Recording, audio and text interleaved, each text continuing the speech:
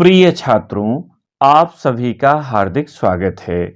UP board ने 10वीं और 12वीं के परीक्षार्थियों के लिए टिप्स जारी किए हैं, जिन्हें पढ़कर आप बोर्ड परीक्षा 2023 में बेहतर प्रदर्शन कर सकते हैं।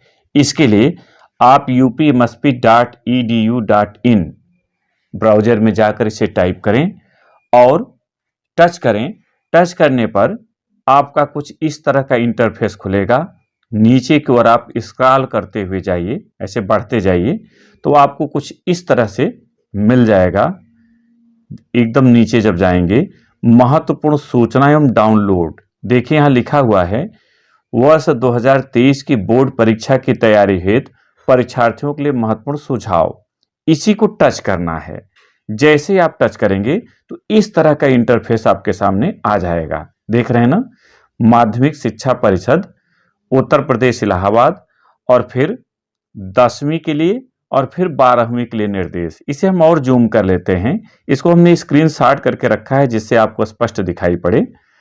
तो यहां पर आप देख रहे हैं 10वीं हाई स्कूल परीक्षार्थियों के लिए सुझाव। यहां टच करने पर हाई स्कूल के सभी विषयों का एक पीडीएफ डाउनलोड होगा। और नीचे की ओर कक्षा 12 देखें तो मैथ, केमिस्ट्री, बायोलॉजी, इंग्लिश और हिंदी, इनके लिए अलग अलग टिप्स दिए गए हैं जिसे डाउनलोड करके आप पढ़ सकते हैं। उसमें क्या आया है मैं इसे एक बार आपको दिखा रहा हूं। सबसे पहले हाई स्कूल परीक्षार्थियों हेतु प्री बोर्ड की तैयारी संबंधी महत्वपूर्ण सुझाव, यानी हाई स्कूल का हमने पीडीएफ खोला है। आप देखेंगे तो यहाँ वेबसाइट का नाम लिखा हुआ है और निर्देश हैं कि अपनी समय सारणी बनाएं। टॉपिक या अवधारणा स्पष्ट न हो तो अपने विषयाध्यापक से मिलें। पुनरावृत्ति कार्य करें, अभ्यास करें।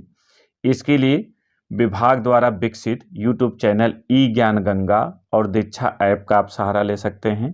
प्रश्न पत्र की चर्चा है कि 2 खंडों में है अ और ब। अ बहुविकल्पीय है जिसका उत्तर आपको OMR शीट पर देना है। ब वर्णनात्मक है जिसका उत्तर आपको उत्तर पुस्तिका में लिखना है। इसके अलावा और कई निर्देश हैं कि आप सभी चीज़ों को अलग अलग करके देखें।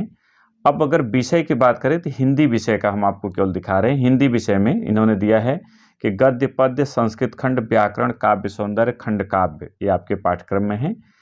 अध्ययन करते समय रस छंद अलंकार, यानी काव्य का अध्ययन कर रहे हैं तो रस छंद अलंकार भी आप देखें। गद्य का अध्ययन कर रहे हैं तो भाषा शैली, भाव और सारांश समझें। शब्द रचना के तत्व में उपसर्ग, परसर्ग, समास, पर्यायवाची, तत्सम इत्यादि का अध्ययन करें।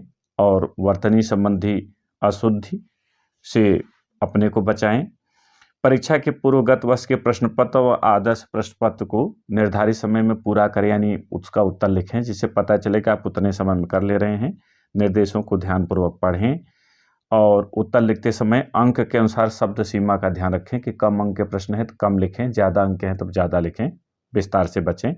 लेखक परिचय में इन्होंने एक नई चीज़ दी है कि आप फ्लोट चार्ट का प्रयोग कर सकते हैं। जैसे कबीरदास का लिखना है तो जन्म, जन्म का स्थान, माता पिता, भाषा शैली, कृतियाँ और मृत्यु, इन चीज़ों का आप एक फ्लो चार्ट बना सकते हैं। आप इस तरह से जैसे इन्होंने बनाया हुआ है और तब इसका विस्तारीकरण कर सकते हैं।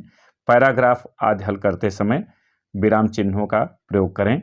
निबंध लिखते समय प्रस्तावना, विषय विस्तार और उपसंहार, इन 3 हिस्सों में बांट करके लिखें।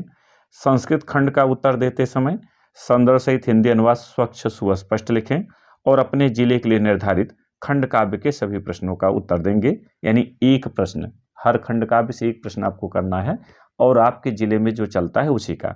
इसी तरह से सामाजिक विज्ञान आप देख रहे हैं, इसमें इन्होंने दिखाया है विज्ञान का विषय है, यानी आपका पूरा पीडीएफ सारे विषय एक ही में है। गणित है, आप देख रहे हैं गणित का है, फिर इंग्लिश का है, अंग्रेजी आप देख रहे हैं, इसमें निर्देश दिए हुए हैं। तो इस तरह से हाई स्कूल का हुआ। अब आइए इंटर की बात करें। इंटरमीडिएट में अलग अलग विषय का अलग अलग पीडीएफ है। हमने आपके सामने हिंदी विषय का पीडीएफ रखा है। लिखा हुआ है हिंदी विषय की तैयारी करने हेतु महत्वपूर्ण सुझाव। यह इन्होंने दिया है कि गद्य, पद्य, कथा साहित्य, संस्कृत खंड, व्याकरण, काव्य सौंदर्य, खंड काव्य और निबंध, ये आपके पाठ्यक्रम में सम्मिलित हैं। इन्हें अच्छी तरह से देख लें। निर्धारित काव्य का अध्ययन करते समय रस छंद अलंकार आदि को रेखांकित करें। गद्य को पढ़ते समय सारांश, उद्देश्य, भाषा शैली आदि पर ध्यान दें। संस्कृत खंड को हल करते समय कठिन शब्दों को अर्थ इत्यादि उसका कंठस्थ कर लें। संधि, धातु रूप, शब्द रूप इत्यादि तैयार करें। शब्द रचना में लोकोक्ति और मुहावरे, शब्दों में सूक्ष्म अंतर, अनेकार्थी शब्द, अनेक शब्दों के लिए एक शब्द, वाक्यों में त्रुटि मार्जन, तत्सम इत्यादि को भलीभांति समझें। पिछले वर्ष के प्रश्न पत्र को हल करें।